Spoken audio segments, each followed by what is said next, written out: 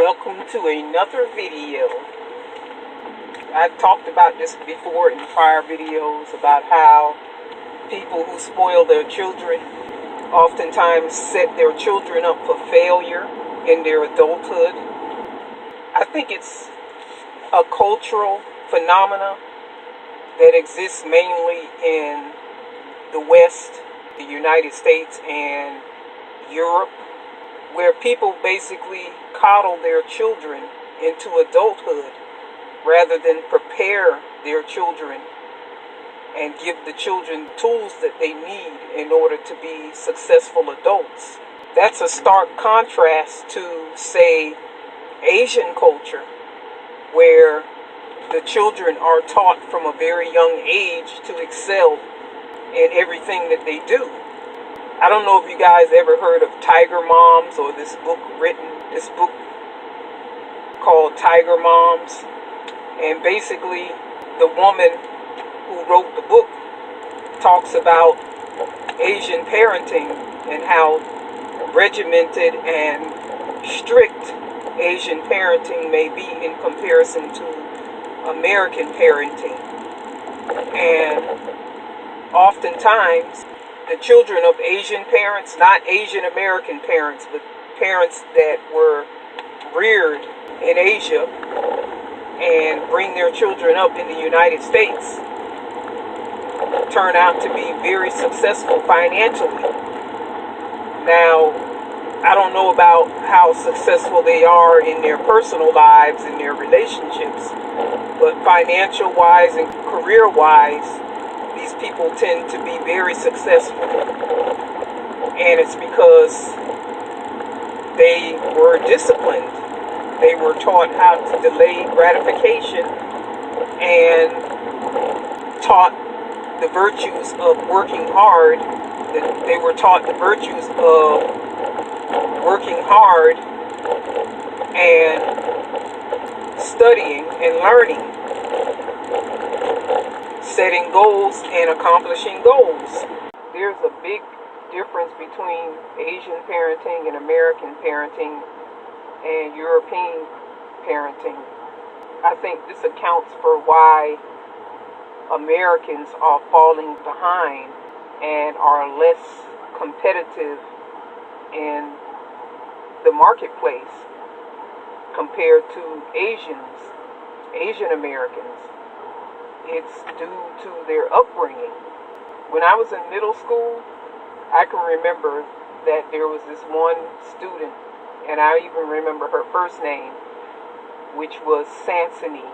I believe that she was born, I'm not 100% sure, but I believe that she was born here and that her parents immigrated here from Thailand.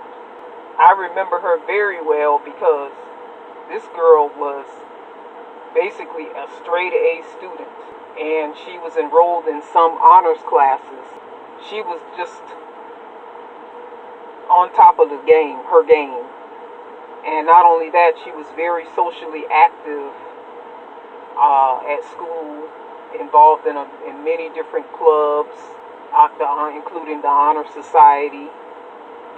And I can almost bet you that woman, whatever she's doing today, I don't know whatever became of her, but I can almost bet that she is a success in whatever she's doing.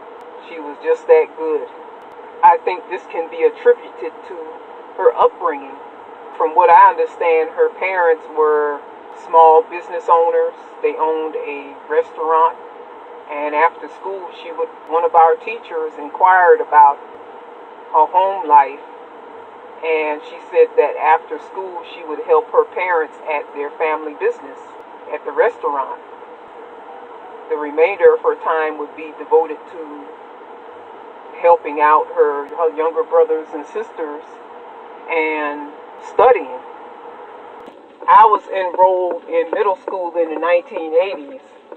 So obviously a lot of electronic gadgets or tools, what I call tools for distraction, weren't available, such as the internet, there was Atari gaming consoles, and I think Nintendo may have existed back then, or the precursor to Nintendo, the Mario Brothers games inventors.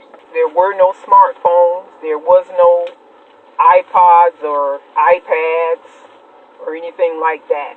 So it was a lot easier for a student to be more focused on their studies if they wanted to be. Another thing that stood out for me about this young lady is that it appears that she wore almost the same thing every day.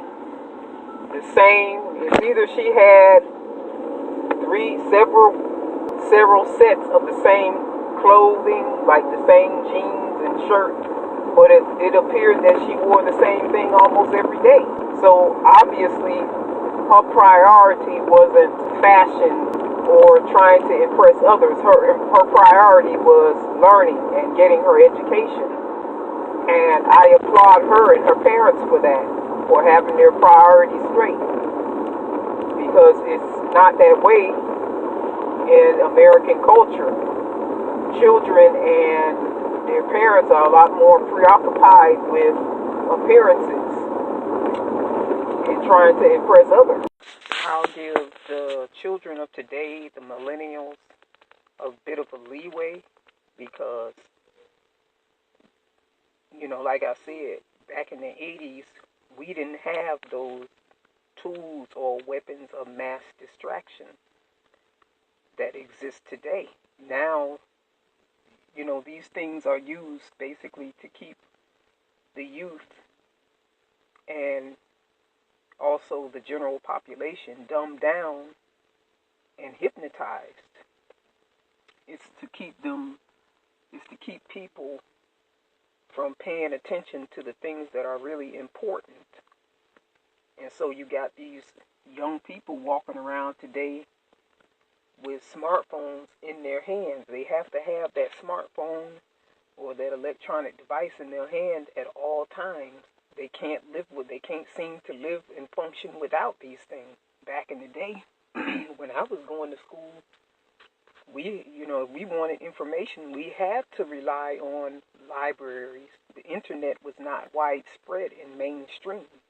So we had to go to the library to look information up in books, in print.